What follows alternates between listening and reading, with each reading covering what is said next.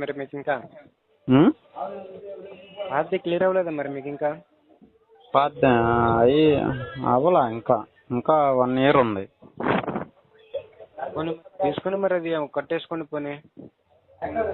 ఇది ఇప్పుడు వచ్చిన లోన్ తీసుకునే అవును, ఈ లోన్ తీసుకుని అది పాత కట్టేసుకోవచ్చు. పాత దానికి మీకు కట్టేసుకున్న దానికి ఇంట్రెస్ట్ కూడా ఏం తీసుకోరు. ఆ. అప్పుడు ఈ కొత్త దానికి పడద్దా ఇంట్రెస్ట్? కొత్త దానికి మళ్ళీ ఫ్రెష్గా స్టార్ట్ అవుతుంది సార్. అదే ఇదే కట్టేసుకుంటే సరిపోతుంది కదా మళ్ళీ.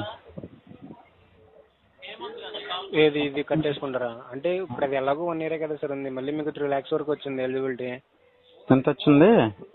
3 lakhs. 3 lakhs. 3 lakhs తీసుకుని ఈ 1 yearకి కట్టేసుకోమంటారా? నాకు అర్థం కాలేదు సార్.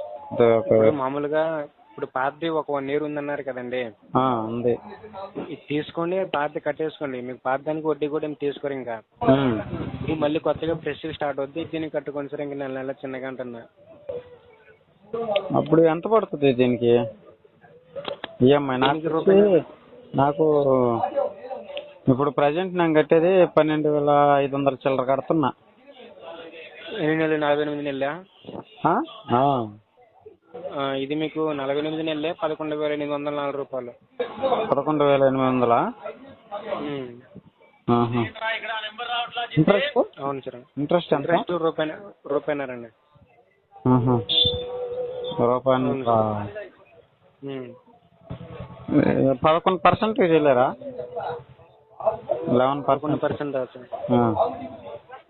11%కి రాస్తారు ఇంకా.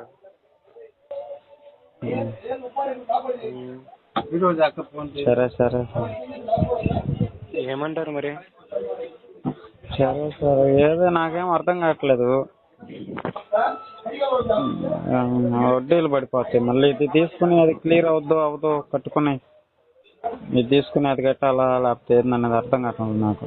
అవును, ఇప్పుడు ఉందంటేనే తీసుకుని లేకపోతే లేదు కదా. వద్దులేండి సార్. అయితే అది 1 year అయిపోయిన తర్వాత తీసుకుంటా. అయితే అప్పుడు మళ్ళీ ఆఫర్ మరి తెలియదు కదా సార్. మరి ఊళ్ళోకి వెళ్ళిపోతుందో ఉంటుందో. అదే కదా. అదే ఇప్పుడు ఎక్కడ చేయాలి అర్థం కావట్లేదు నాకు. సార్ మీరు ఆలోచించదే. సరే సార్.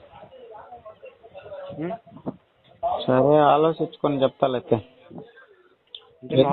గురించి ఆలోచిస్తున్నారు సార్ అంటే ఇదే 1 year ఉంది కదా, మీ దగ్గర తీసుకుని దాన్ని కట్టుకుని మళ్ళీ మీకు అప్పుడు నాకు ఏముంటుంది సార్.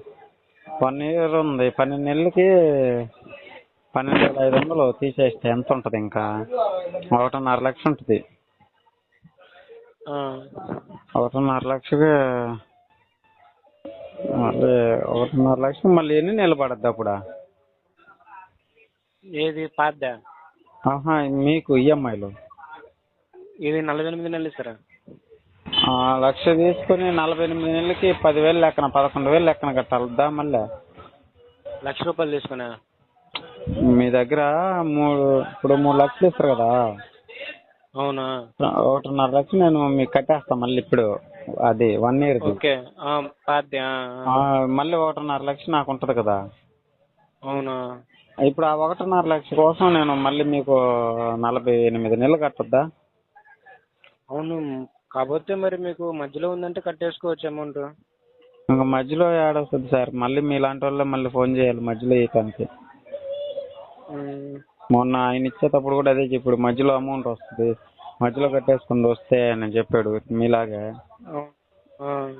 మధ్యలో కట్టిన తర్వాత ఆయన మళ్ళీ ఇచ్చాడు నాకు. అయ్యే కడతా ఉన్నా నేను. మళ్ళీ ఇంకో సంవత్సరం ఉంది. ఇప్పుడు మళ్ళీ ఇది తీసుకుని కట్టి నాకు 11 నెలలకి ఈఎంఐలు అయిపోతాయి. అదే మీ దగ్గర తీసుకుని మళ్ళీ స్టార్ట్ చేయాలనుకో మళ్ళీ 48 నెలలు కట్టాల. ఏది మేలు అంటారా?